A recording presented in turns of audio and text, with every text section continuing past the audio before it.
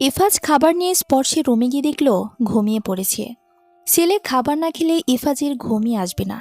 ইফাজ স্পর্শকে ঘুম থেকে উঠিয়ে খাইয়ে দিতে লাগলো। স্পর্শের এটা অভ্যাস হয়ে গিয়েছে। কতবার ইফাজ ছেলেকে এভাবে ঘুম থেকে উঠিয়ে খাইয়ে দিয়েছে তার হিসাব নেই। কখনো ছেলেকে বুঝতে দেয়নি যে মায়ের ভালোবাসার অভাব। তাও তো মানে এই অপূর্ণতা পূর্ণ করার মতো পৃথিবীতে কেউই নেই। ইফাজ খাবার খাইয়ে দিয়ে প্লেটটা টেবিলে রেখে নিজের রুমে চলে গেল। আজকে খুব ভয় পেয়ে স্পর্শিয়া কলেজে এসেছে। সামনে যেন এই স্পর্শ এলিয়েনটা না পড়ে। স্পর্শ সামনে পড়লেই ঝগড়া হবে, এটা শিওর। স্পর্শিয়া আশেপাশে চোখ বুলিয়ে দেখে নিল ক্লাসরুমের কোথাও স্পর্শ আছে কিনা। হ্যালো, আমাকে খুঁজছিলে বুঝি? স্পর্শিয়া সাথে সাথে বই দিয়ে মুখ ঢেকে নিল। বইটা একটু ফাঁকা করে দেখল স্পর্শ আছে কিনা। স্পর্শ আগের নাই দাঁড়িয়ে আছে।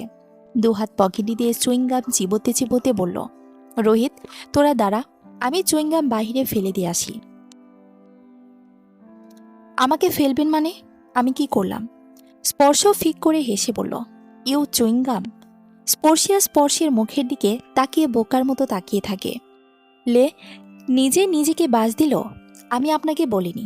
কাকে বলেছ? নৌসিনকে বলেছি। নৌসিন আমার কানে কানে বলতেছিল আমাকে নাকি সে বাহিরে ফেলে দেবে।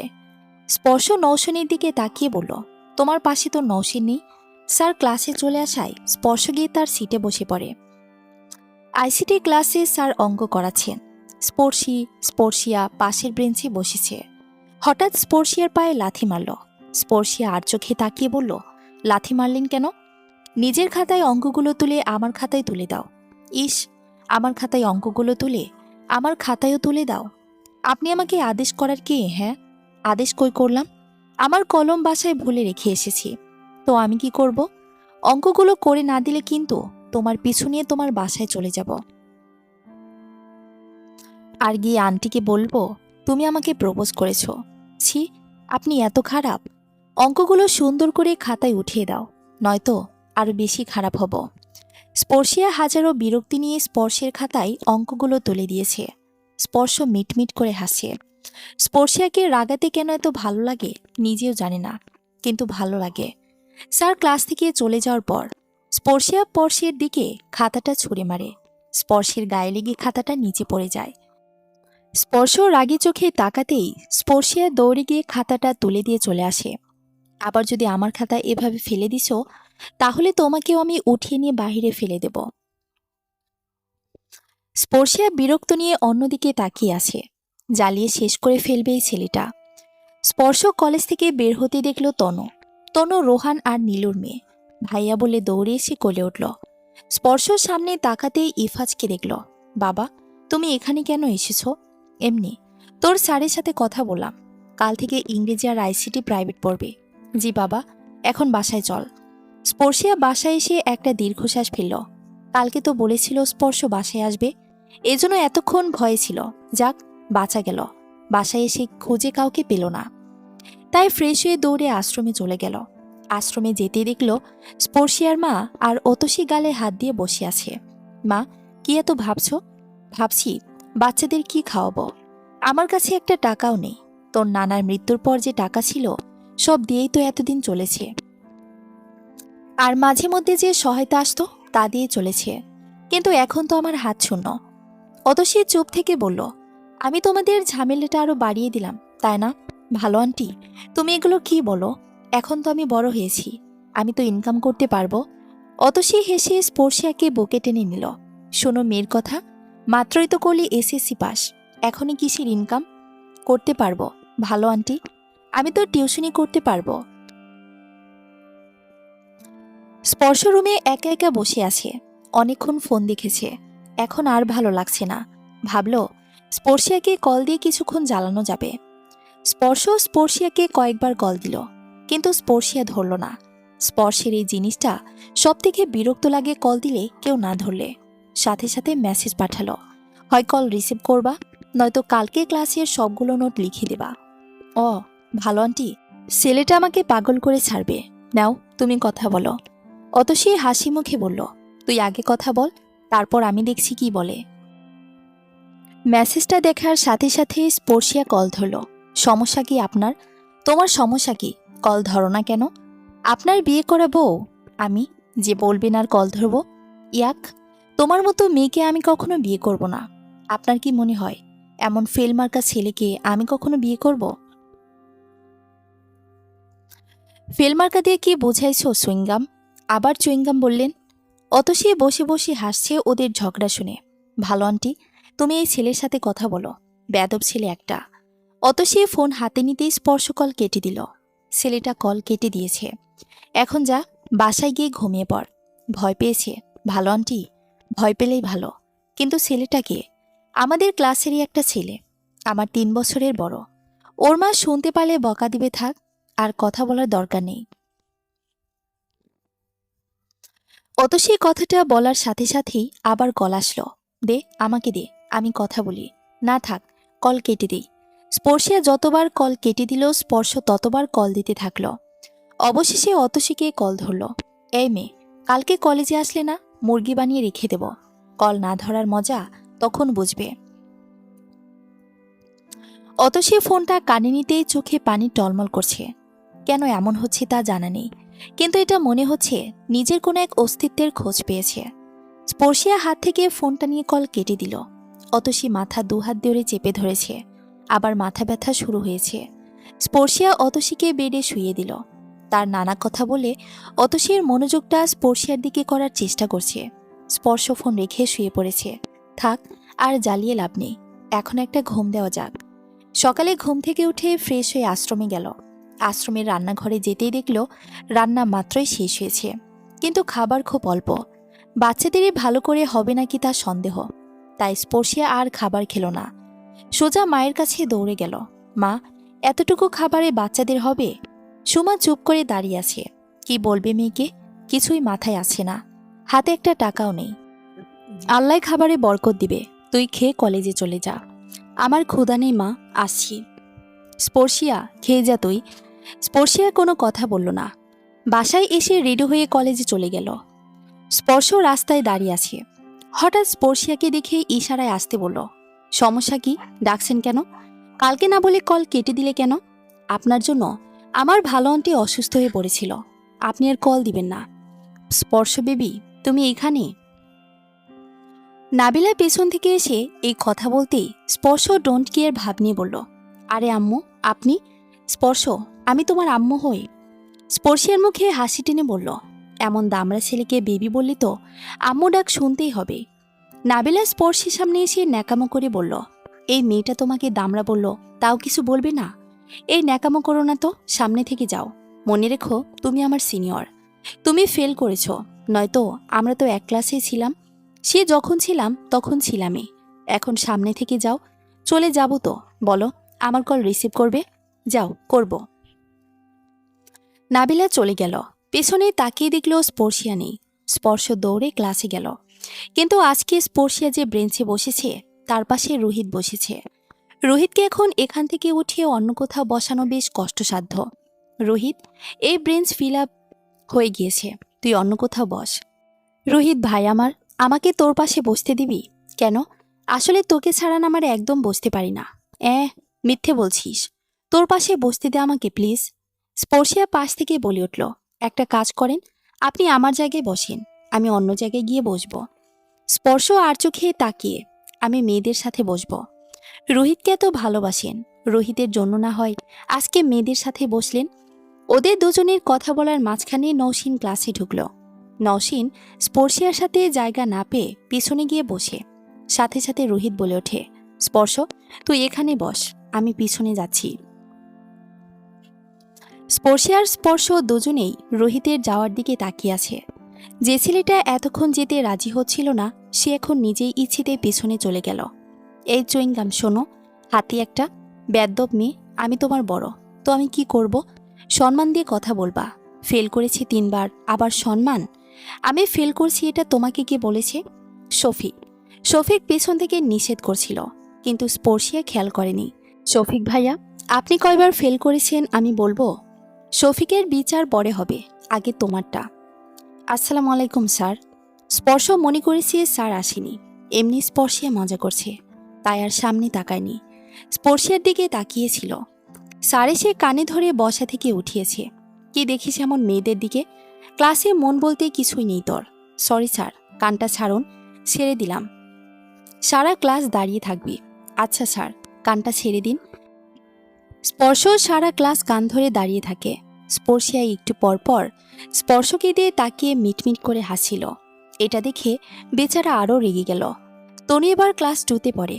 খাবার খেতে খেতে জিজ্ঞেস করলো, মা, স্পর্শ ভাইয়াকে বিয়ে দাও না কেন? আমার ভাবি আনো না কেন? আমার ফ্রেন্ড অলির ভাইকে বিয়ে দিয়ে সুন্দর ভাবি নিয়ে এসেছে। ইফাজও খাবার খাচ্ছিল। তনুর কথা শুনে হেসে ফেলল। তনু মামুনি, স্পর্শকে তো অনেক ছোট। কে বলল ছোট? ইয়া লম্বা। এটাকে কি ছোট বলেই বাবাই? তোর ভাই আসলে বলিস বিয়ে করে না কেন? সবাই তনুর কথা নিয়ে হাসাহাসি করছে। টিফিন টাইমে স্পর্শিয়া ক্লাসরুমে বসে আছে। খুব ক্ষুধা পেয়েছে। মাথা নিচু করে বসে আছে আর ভাবছে আশ্রমের কি অবস্থা। সবসময় অনাথ বাচ্চাদের প্রতি একটা মায়া লাগা কাজ করে স্পর্শিয়ার। নিজের থেকে বাচ্চাদের কথাটাই বেশি চিন্তা হয়।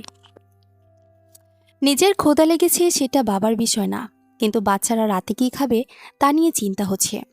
নানা ভাই মারা যাওয়ার পর জমানো টাকা দিয়েই আশ্রমের কাজ চলত, কিন্তু বসে বসে খেলে তো টাকা শেষ হবে। আজ তাই হলো। চুইংগাম। স্পর্শিয়া বুঝতে পেরেও মাথা উপরে তুলল না। মাথা উপরে তুলবা নাকি আমাকে কিছু করতে হবে? স্পর্শিয়ার সাথে সাথে মাথা উঠিয়ে জিজ্ঞেস করল, কি করবেন আপনি? তুমি ক্লাসে এভাবে একা বসে আছো কেন? ইচ্ছে হচ্ছে তাই? এই, তোমার জন্মের পরে কি তোমাকে মধু খাওয়ায়নি? কথার মধ্যে কোনো মিষ্টি নাই। স্পর্শিয়া রেগে গিয়ে বলল, আমার মধু আপনাকে খাইয়েছে, তাই সব মিষ্টি আপনার মুখের কথায়। একটু ভালো করে কথা বললে তো পারো। রাবিশ। আপনাকে আমি ডেকে এনেছি। আমি তোমার কোলে বসিনি, আমি আমার জায়গায় বসে আছি। আর একটা প্রয়োজনে তোমার কাছে আসলাম। কি প্রয়োজন বলেন? ভালো আন্টিকে। সেটা জেনে আপনি কি করবেন বলো প্লিজ? আমাদের আশ্রমে থাকে। তা আমার জন্য কেন অসুস্থ হলো? আমি ওনাকে কি করেছি? না, ওনার এমনিতে একটু সমস্যা আছে। উনি কালকে আপনার সাথে কথা বলতে চেয়েছিল, কিন্তু হঠাৎ অসুস্থ হয়ে পড়েন। আচ্ছা, আজকে আমাকে তোমার সাথে নিয়ে চলো। আমি ওনাকে দেখতে যাব আর কথা বলেও আসব। না, আমি আপনাকে কেন নিয়ে যাব? আরে বাবা, বললাম তো, আমিও তো ভালো আন্টির সাথে দেখা করব। আমি আপনাকে নিয়ে যেতে পারবো না। স্পর্শ আর কোনো কথা বলল না। কলেজ শেষে স্পর্শিয়াকে ফলো করতে থাকে। স্পর্শিয়া যেখানে গিয়ে নেমেছে সেখানে স্পর্শ বাইক থামালো। স্পর্শিয়া চোখের আড়াল হওয়ার পর স্পর্শ লোকের কাছে জিজ্ঞেস করতে করতে আশ্রমে চলে গেল। ঠিক জায়গায় এসেছি কিনা তা জানার জন্য দারোয়ানকে জিজ্ঞেস করল, আপনি স্পর্শিয়া নামে কাউকে চিনেন? হ্যাঁ, স্পর্শিয়া মামনি তো সুমা খালাম্মার মেয়ে। ও আচ্ছা, তো স্পর্শিয়ার ভালো আন্টির সাথে আমাকে দেখা করিয়ে দিতে পারবেন? দারোয়ান স্পর্শকে ভেতরে নিয়ে গেল। অতসীকে ডেকে বলল, ইনি হলো স্পর্শিয়ার ভালো আন্টি। অতসী চোখের চশমাটা খুলে স্পর্শের দিকে তাকিয়ে আছে। আবার মাথায় যন্ত্রণা হচ্ছে। যন্ত্রণা উপেক্ষা করে স্পর্শকে দেখছে। স্পর্শ এতক্ষণ হাসি মুখে ছিল, কিন্তু অতসীর মুখটা মলিন দেখে জিজ্ঞেস করলো, আসসালামু আলাইকুম, আমি স্পর্শ। স্পর্শিয়া আর আমি এক ক্লাসে পড়ি। স্পর্শিয়ার কাছ থেকে শুনলাম আপনি নাকি আমার জন্য অসুস্থ হয়ে পড়েছেন, তাই দেখতে আসলাম। আপনি কি অসুস্থ? আমি কি পরে আসব? স্পর্শ এক নিঃশ্বাসে কথাটা শেষ করে নিল। না বাবা, বসো তুমি, আমি ঠিক আছি। অতসী চেয়ার টেনে দিল। স্পর্শ চুপচাপ অতসীর দিকে তাকিয়ে আছে। ভালো করে দেখে বলল, আপনি না আমার মায়ের মতো দেখতে। অতসীর মাথা যন্ত্রণা হচ্ছে খুব। বারবার বাচ্চা কান্নার আওয়াজ কানে আসছে। তাও কেন জানি ছেলেটার সামনে বসে থাকতে ভালো লাগছে। অতসী মুখে হাসি টেনে বলল, ও, একদিন তোমার মাকে নিয়ে এসো। আমার মা বেঁচে নেই। জন্মের পর আমি মাকে দেখিনি। স্পর্শ কথাটা বলতে চোখ দিয়ে অঝরে পানি পড়তে লাগলো। অতসী উঠে গিয়ে স্পর্শের চোখে পানি মুছে দিল। আরে বাবা, কান্না করছো কেন? আমাকে মা বলে ডাকবে। আশ্রমের সব বাচ্চারা তো আমাকে মা বলেই ডাকে। আজ না হয় আমার ছেলে আরও একটা বেড়ে গেল। স্পর্শ হালকা হাসল। বাবা, তুমি দুপুরে খেয়েছ? স্পর্শ মাথা নাড়িয়ে বলল না। অতসী রান্নাঘরের দিকে গেল। অতসীর ভাগের খাবারটা স্পর্শের জন্য নিয়ে গেল। বাবা, চলো খেয়ে নেবে। না মা, আমার ক্ষুধা নেই। মা বলে যখন ডেকেছ তখন তো মায়ের কথা শুনতেই হবে। অতসী স্পর্শকে খাবার দিয়ে দাঁড়িয়ে আছে। কেন জানি মা বলে ডাকতে খুব ভালো লাগছে। খাবারের কথা বলল, তাও নিষেধ করতে পারিনি। হয়তো মায়ের মুখের সাথে অনেকটাই মিল আছে, তাই ভেতর থেকে মায়া অনুভব করছে। অতসী পলকহীনভাবে ছেলেটার দিকে তাকিয়ে আছে। অনেকদিন পর ছেলেটাকে পেয়ে অনেক ভালো লাগছে। খালাম্মা, আপনি যে পোলাডারে খাইতে দিলেন, অহন আপনি খাইবেন কি? অতসী চোখ রাগিয়ে রুমির দিকে তাকায়। রুমি হচ্ছে রান্না বান্না করে, কোথায় কি বলতে হয় তা জানো না দেখছি। রুমি, তোমাকে আমি বলেছি এখন এ কথা বলতে, আপনি খান নাই, আর ড্রামে তো চালও নাই। আমি কি বলবো না? এখন তো সারা রাত না খেয়ে থাকতে হবে। আমার সামনে থেকে যাও রুমি। মা বকো কেন? তুমি খাওনি তা আগে বলনি কেন? অতসী আর কিছু বলল না। স্পর্শ খাবার শেষ করে দারোয়ানকে নিয়ে বাজারে গেল। স্পর্শের কাছে যা টাকা ছিল সব দিয়ে আশ্রমের জন্য বাজার করলো। চাল, ডাল, আলু, যা লাগে, মোটামুটি ৩-৪ দিনের খাবার। স্পর্শ টাকাগুলো নিয়েছিল ইফাজের কাছ থেকে, বন্ধুদের সাথে মজা করবে বলে। কিন্তু আশ্রমে খাবার নেই শুনে মনটা খুব খারাপ লাগলো, তাই আর দেরি করেনি, বাজার করতে চলে আসে। স্পর্শ বাজার করে আশ্রমে ঢুকেই মা বলে ডাকতে থাকে। স্পর্শের ডাক শুনেই অতসী রুম থেকে বের হলো। বের হয়ে এত বাজার দেখে অতসী অবাক হয়ে যায়। বাবা, তুমি এগুলো কি করেছো? তোমার ভাগের খাবার খেয়েছি, তাই আমার ভাগের টাকা দিয়ে তোমার জন্য আবার খাবার নিয়ে এসেছি। স্পর্শে এমন হাঁকডাক শুনে বাহিরে এসে স্পর্শকে দেখে চোখ দুটো রসগোল্লার মতো বড় বড় করে ফেলে। এই, আপনি আমার পিছনে আমার বাড়ি পর্যন্ত চলে এসেছেন? চুইংগামের আঠার মতো লেগে সবসময় আমার পেছনে পড়ে আছেন। ভালো আন্টি, এই ছেলেই সেই বজ্জাত ছেলে যার জন্য তুমি কালকে অসুস্থ হয়ে পড়েছিলে, তাই আজ সুস্থ করতে চলে এলাম। সুস্থ না চাই আমাদের আশ্রম থেকে বের হন। আরে মা, তুমি এমন করছো কেন? দেখো ছেলেটা কত বাজার করে নিয়ে এসেছে আশ্রমের বাচ্চাদের জন্য। স্পর্শিয়ার নিচের দিকে তাকাতেই হা হয়ে গেল। এই ছেলে করেছেটা কি? স্পর্শিয়াকে পাত্তা না দিয়ে অতসীর কাছে গেল। মা, আমাকে বাসায় যেতে হবে, আমার বাবা হয়তো অনেক চিন্তা করছে। আপনি রাতে ভালো করে খাবেন, আবার কালকে আসবো, বাই। স্পর্শ অতসীকে আর কোনো কথা বলতে না দিয়ে দৌড়ে বাইক নিয়ে বের হয়ে যায়। সুমা সব শুনেছে অতসীর কাছ থেকে। ছেলেটা বড়ই অদ্ভুত, কেমন আসলো, অতসীর সাথে মুহূর্তে মিশে গেল, আবার আশ্রমের জন্য খাবারও কিনে আনলো। সে যাই হোক, আশ্রমের খাবারের ব্যবস্থা তো হলো, আল্লাহ একটা ব্যবস্থা করে দিয়েছে। আল্লাহর ওপর ভরসা রাখলে আল্লাহ কখনো খালি হাতে ফেরায় না। এই ভালো আন্টি, এই বেদব ছেলেটা তোমাকে মা বলে ডাকে। স্পর্শিয়া ওর মা নেই, ওর মা ছোটবেলায় মারা গিয়েছে। আরে মিথ্যা বলছি তোমাকে। অতসী স্পর্শিয়ার দিকে ঘুরে তাকিয়ে বলল, যাই হোক, কখনো কেউ মা বাবা নিয়ে মিথ্যা বলে না। স্পর্শ বাসায় ঢুকতেই ইফাজকে সোফায় বসিয়ে থাকতে দেখল। স্পর্শ, এতক্ষণ কোথায় ছিলে? বাবা, জানো আমি আজকে একটা মা পেয়েছি, দেখতে পুরো আমার মায়ের মতো, ওনার কাছে এতক্ষণ ছিলাম। তানিয়া বেগম মাঝখান থেকে বলে উঠল, কারে না কারে মা ডাকে ছেলেটা, তোর মা মরে গেছে জানিস না? তুমি মরতে পারলে না শয়তান বুড়ি, আমার মা না মরে। দেখলি ইফাজ, তোর ছেলে কি বলে? কথাটা বলতে বলতেই তানিয়া বেগম সোফার দিকে তাকাতে দেখল ইফাজ নেই। অতসীর কথা মনে হতেই রুমে চলে গিয়েছে। এত বছর হলো, তা অতসীকে মন থেকে এক বিন্দুও সরাতে পারিনি। যাকে মন থেকে ভালোবাসা যায়, একবার তাকে কি কখনো ভোলা যায়? বিয়ে হলো, বাচ্চা হলো, কিন্তু সংসারটা আর ঠিক করে হয়ে ওঠেনি। তার আগেই অজানা ঝড়ে জীবনটা তছনছ করে দিয়ে চলে গেল। যদি জীবন নিয়ে লিখতে বসে, তাহলে ইফাজের প্রাপ্তির খাতায় ডাবল শূন্য পড়বে।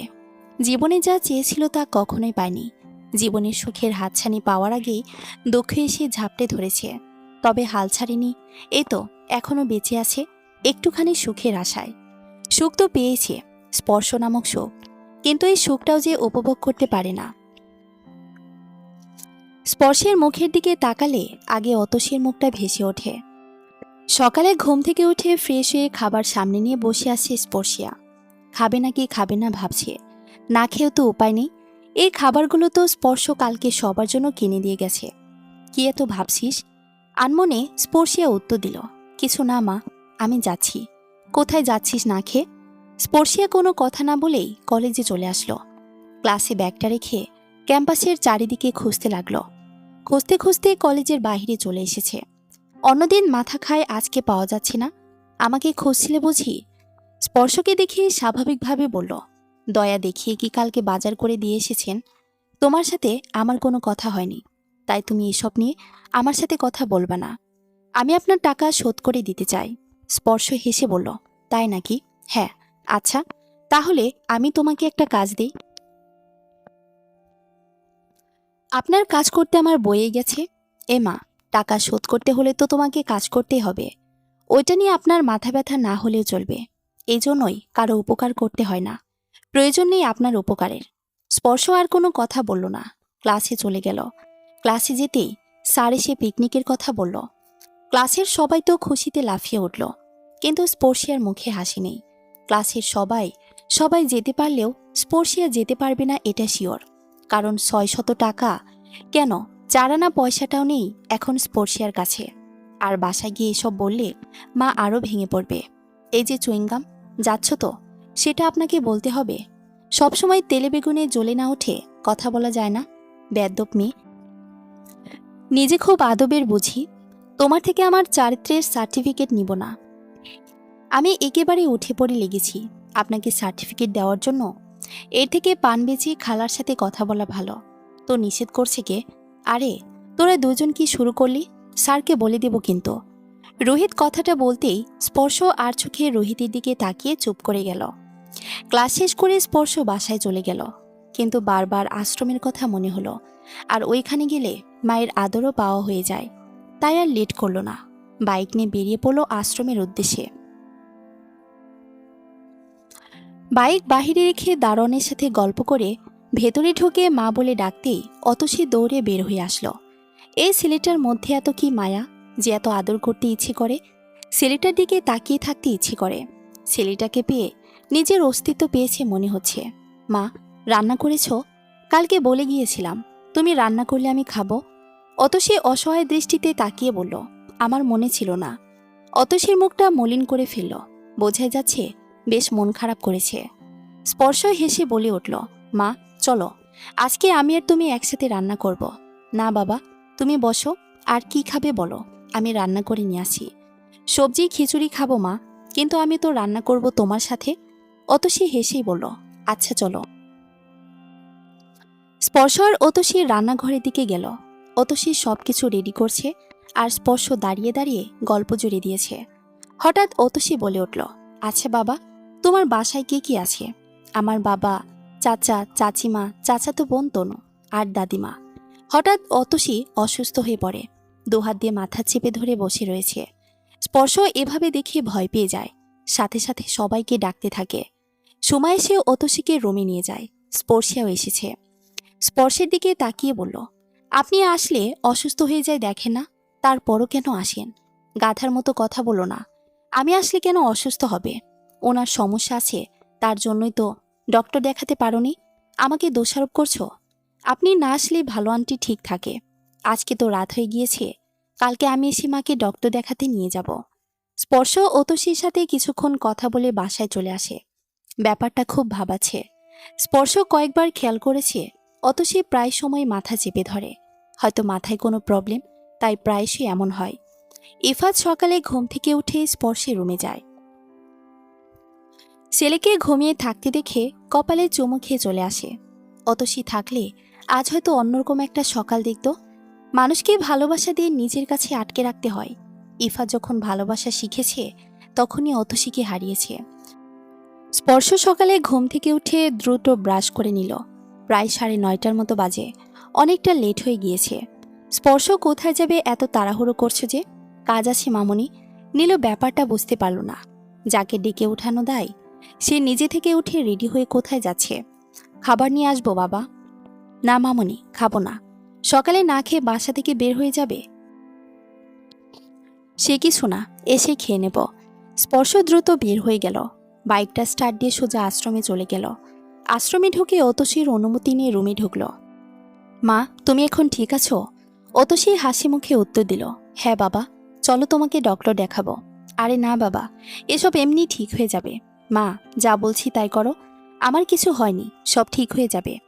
আমি সকালের খাবার খানি, তুমি যদি এমন করো তাহলে আমি কিন্তু খাবো না। স্পর্শের হাজার চেষ্টার পরে অতসী বাহিরে যেতে রাজি হলো। 20 বছর পর আজ প্রথম প্রথম আশ্রমের বাহিরে পা রাখছে। সুমা অনেকবার হসপিটালে নিয়ে যেতে চাইলেও অতসী রাজি হয়নি, কিন্তু আজ স্পর্শের কথা কোনোভাবে ফেলতে পারেনি। স্পর্শিয়া ক্লাসে বসে আছে, বারবার পুরো ক্লাসরুমে চোখ বোলাচ্ছে। বাহিরেও কয়েকবার দেখলো, কিন্তু স্পর্শ তো এলো না। তাহলে কি সত্যি স্পর্শ ভালো আন্টিকে নিয়ে ডক্টর দেখাতে গেছে? ভালো আন্টি স্পর্শের সাথে হসপিটাল যাবে তা কেন জানি বিশ্বাস হচ্ছে না। হবে বা কিভাবে? 20 বছরে তো একবারও মা আশ্রমের বাহিরে বের করতে পারেনি। কি এত ভাবছিস স্পর্শিয়া? কিছু না। আজকে স্পর্শ এলো না দেখলি? এসব দেখে আমি কি করব? না, এমনি বললাম। আর আমি জানি তুই স্পর্শকেই খুঁজছিস। স্পর্শকে আমি খুঁজতে যাব কেন? তাহলে এদিক ওদিক এভাবে তাকাচ্ছিস কেন? এ মা, এখন আমি এদিক ওদিক তাকাতেও পারবো না। স্পর্শিয়া নওশিনের থেকে অন্যদিকে তাকিয়ে বসে আছে। নওশিন এখন নানা প্রশ্নের ঝড় তুলবে এটা বোঝাই যাচ্ছে। ইফাজ বারান্দায় বসে বসে পত্রিকা পড়ছে। হঠাৎ কল আসলো ইফাজের ফোনে। ইফাজ এক মুহূর্ত দেরি না করে হসপিটাল চলে গেল। বাসায় এসে ব্যাগটা রাখতেই স্পর্শিয়ার মা দৌড়ে এসে খবর দেয় স্পর্শ অ্যাক্সিডেন্ট করেছে। সুমা স্পর্শিয়া দুজনে বেরিয়ে পড়ে হসপিটালের উদ্দেশ্যে। সুমা গাড়িতে বসে বসে বলছে, এই ছেলেকে ভরসা করে আমি অতসীকে দিয়েছিলাম, কিন্তু ছেলেটা অ্যাক্সিডেন্ট করে ফেলল। এই ছেলেকে ভরসা করা আমার ঠিক হয়নি। মা, চুপ করো তো, এমনি ভয়ের মধ্যে আছি। তার উপর তোমার এসব হাঁকডাক ভালো লাগছে না। তুই কি বুঝবি? অতসী এমনি অসুস্থ, তার উপর কতটা ব্যথা পেয়েছে কে জানে। ইফাজ হসপিটালে পৌঁছানোর সাথে সাথেই একটা নার্স এসে বলে, আপনি কি এই পেশেন্টের কেউ হন? ইফাজের কথা বলার শক্তি নেই, কলিজাটা ফেটে যাচ্ছে। স্পর্শই তো তার পৃথিবী, এখন তাও বলল, বাবা হই আমি। পেশেন্টের অবস্থা মোটামুটি ভালোই, কিন্তু সাথের মহিলাটা আপনার কে হয়? ওনার অবস্থা ভালো না, মহিলাটার অবস্থা খুব খারাপ। ইফাজ অবাক হয়ে জিজ্ঞেস করে, কোন মহিলা? আপনার ছেলের সাথে একজন মহিলাও ছিল, চলুন আপনাকে দেখাচ্ছি, চিনতে পারেন কিনা। পেশেন্টের অভিভাবক আমাদের প্রয়োজন। ইফাজকে নিয়ে এমার্জেন্সি কক্ষে ঢুকে ইফাজ অতসীর দিকে তাকিয়ে কয়েক মুহূর্তের জন্য থেমে যায়। এটা কি করে হতে পারে? এত বছর পর অতসীকে দেখিয়ে চিনতে ভুল করেনি। হয়তো মুখের অনেকটাই পরিবর্তন হয়েছে, কিন্তু চিনতে ভুল হয়নি। কিন্তু মরে যাওয়া মানুষ কিভাবে জীবিত হতে পারে? নাকি মরে যায়নি, কেউ মিথ্যে নাটক বানিয়ে বোকা বানিয়েছে? আপনি এভাবে চুপ করে আছেন কেন? আপনি কি ওনাকে চিনেন? জি, উনি আমার স্ত্রী হয়।